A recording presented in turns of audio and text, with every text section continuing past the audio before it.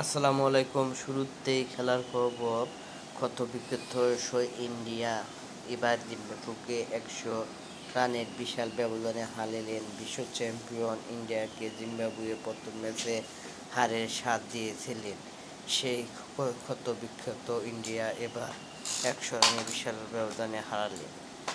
শুরুতেই ব্যাটিংয়ে নেমে ইন্ডিয়ার ব্যাটসম্যান স্বপ্ন ফিরে গেলেও অভিষেক শর্মা ১০০ রান করেন ৪৭ বলে। তিনি ৬০টি ৪ ও ৮টি ৬ মারেন এবং ২১৩ রেটে রান করেন। দ্বিতীয় সর্বোচ্চ রান করেন ঋতুরাজ গায়কোয়াড়। তিনি ৪৭ রান করেন।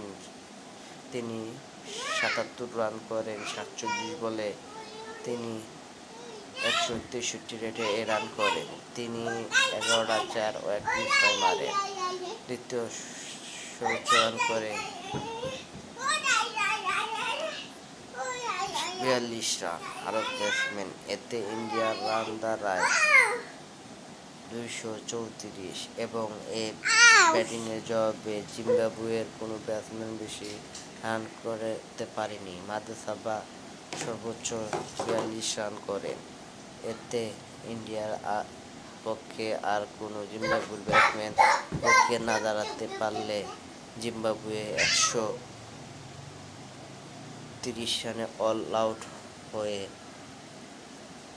১০০ রানের বিশাল ব্যবধানে হারের স্বাদ গ্রহণ করেন। সেই দুর্দান্ত বিশ্বকাপের ইন্ডিয়াকে দেখলেন। আগেই বলেছিলাম আমার আগের ভিডিও, ইন্ডিয়ার এ টিম বিশ্বকাপের আরেকটি দল বানানোর মতো টিম।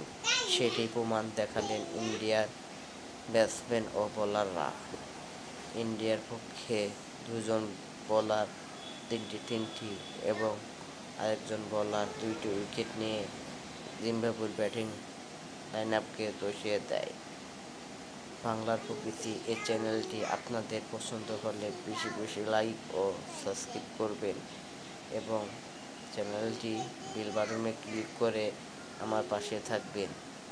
ঋতুরাজ গায়কোয়াড়, অভিষেক শর্মার ব্যাটিং আপনাদের কেমন লেগেছে তা কমেন্টে জানান।